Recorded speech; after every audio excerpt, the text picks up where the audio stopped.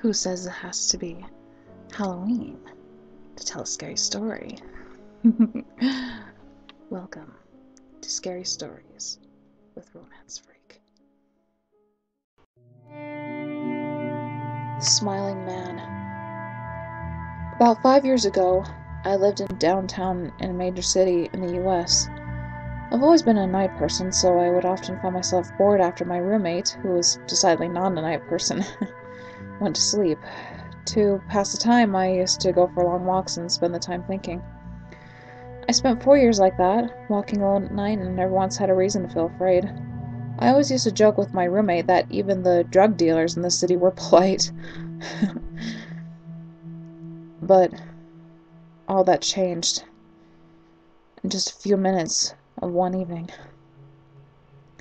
It was a Wednesday, somewhere between 1 and 2 in the morning, and I was walking near a police-patrolled park quite a ways from my apartment. It was a quiet night, even for a weeknight, with very little traffic and almost no one on foot.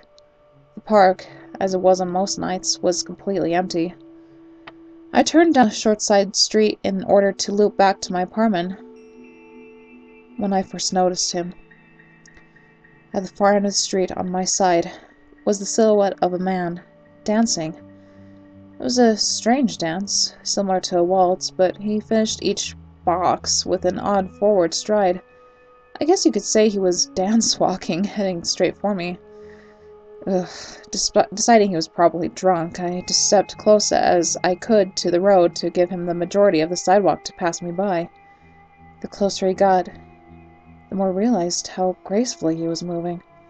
He was very tall and lanky and wearing an old suit.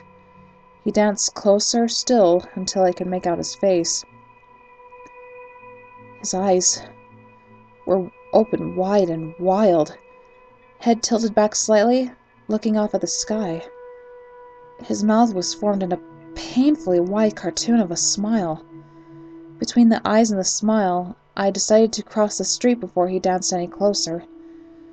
I took my eyes off him to cross the empty street. As I reached the other side, I glanced back. I stopped dead in my tracks. He had stopped dancing and was standing with one foot in the street, perfectly parallel to me. He was facing me, but still looking skyward, smile still wide on his lips. I was completely and utterly unnerved by this. I started walking again, but I kept my eyes on the man. He didn't move. Once I put about half a block between us, I turned away from him for a moment to watch the sidewalk in front of me. The street and sidewalk ahead of me were completely empty. Still unnerved, I looked back to where he had been standing to find him gone.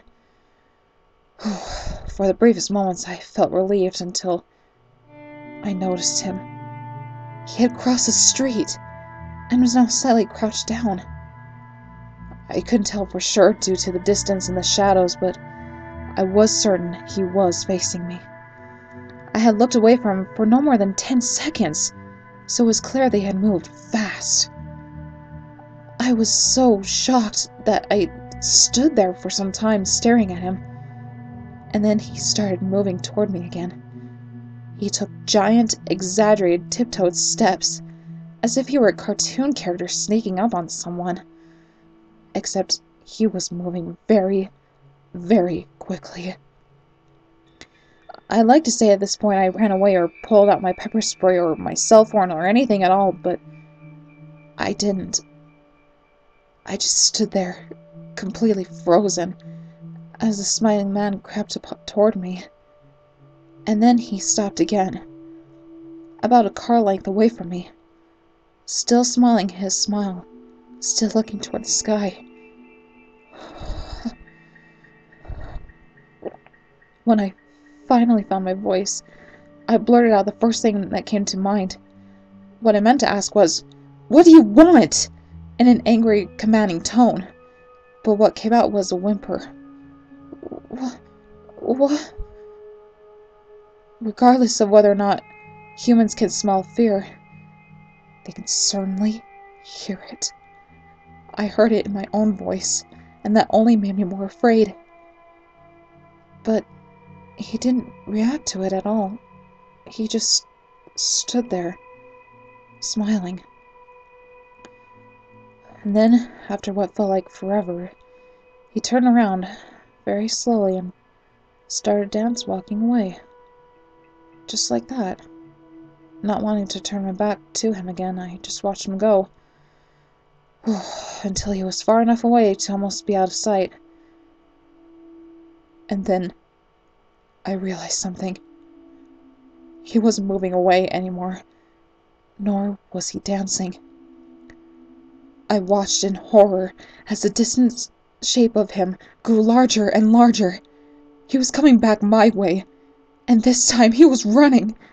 I ran too. I ran until I was off the side road and back onto a better lit road with sparse traffic. Looking behind me then, he was nowhere to be found. The rest of the way home I kept glancing over my shoulder, always expecting to see his stupid smile. But he was never there.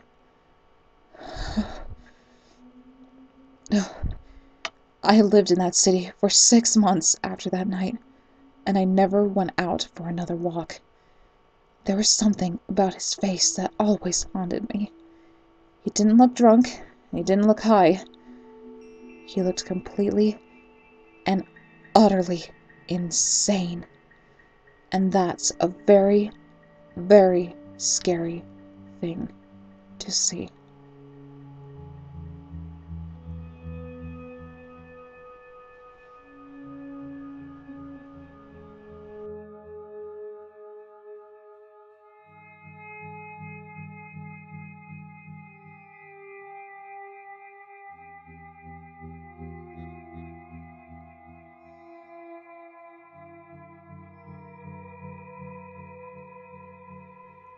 Pleasant dreams.